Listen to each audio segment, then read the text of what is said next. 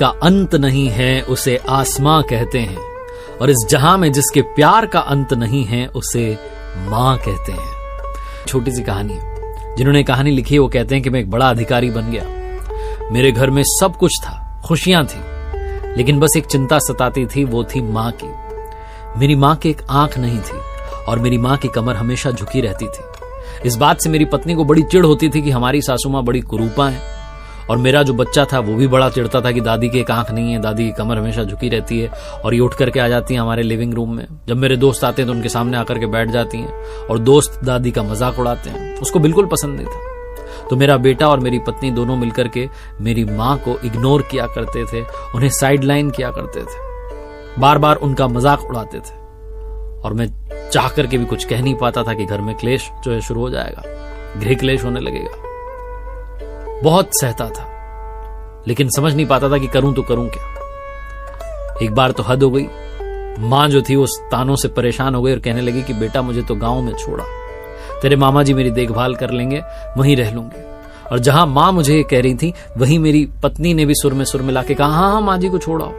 मैंने कहा वहां कौन देखभाल करेगा? तो कहने लगे अरे मामा जी रख लेंगे और अपन थोड़ी सुविधाएं करके आ जाएंगे, चिंता क्यों करते हो, हम जाएंगे ना, सब ठीक करके आ जाएंगे। ना चाहते हुए भी मैं मां को अपने गांव में वापस ले गया और वहीं छोड़ करके आ गया बेमन से।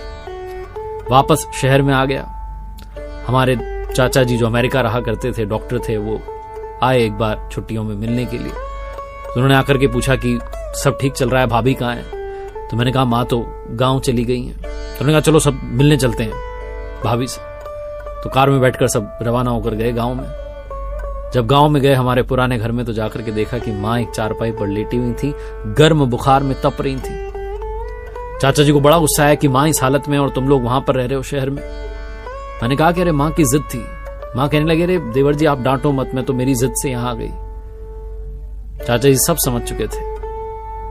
चाचा जी बड़े गुस्से में थे और कहने लगे कि बेटा तुम जानते नहीं हो, लेकिन तुम्हारी मां ने वो सब सहा है जिन संकटों का सामना कोई कर नहीं सकता। इतना संघर्ष झेला है सिर्फ तुम्हें पालने के लिए, तुम्हें बड़ा करने के लिए और तुम्हें काबिल अधिकारी बनाने के लिए। तुम तो सब भूल गए, तुम्हें याद भी कैसे रहेगा? तुम 2 साल के थे जब एक हादसा हुआ था, तुम सीढ़ी पर से नीचे गिरे, तुम्हारी एक आंख चली गई, तुम्हारी कमर की हड्डी टूट गई, तब भाभी मां ने ही बोन मैरो तुम्हें दी और एक आंख तुम्हें दी। ये जो तुम दुनिया आज देख पा रहे हो, जो तुम सीधी कमर से चल पा रहे हो, सब भाभी मां की देन है। मेरी आंखों से झरझर आंसू बहने लग गए, मेरी पत्नी की आंखों में आंसू थे। चाचा जी बहुत गुस्से में थे, कहने लगे कि चलो भाभी मां आपको मैं अमेरिका लेके चलता हूं, इनके साथ रहो मत, ये रहने लायक लोग नहीं है। और मैं चाचा जी के पैरों में गिर करके कहने लगा कि चाचा जी क्षमा कर दो, जीवन भर हमने पाप किया, अपनी मां को दुख दिया, अब तो थोड़ा सा पुण्य कमा लेने दो। बहुत छोटी सी कहानी जिसका सार ये समझाता है। हम में से बहुत सारे लोग अपने माँ बाप से कहते हैं कि आपने किया ही क्या है, आपने क्या किया हमारे लिए। ये बात कहने से पहले 100 बार नहीं, 1000 बार नहीं, अनंत बार सोचिएगा, क्योंकि माता पिता ने वो सब सहा है जिसकी वजह से आप आज मुस्कुरा रहे हैं। जीवन में सबसे बड़ा सम्मान अपने माता पिता को दीजिए। जब उनसे प्रेम की बात आए तो पूर्ण समर्पण भाव से उनकी सेवा कीजिए।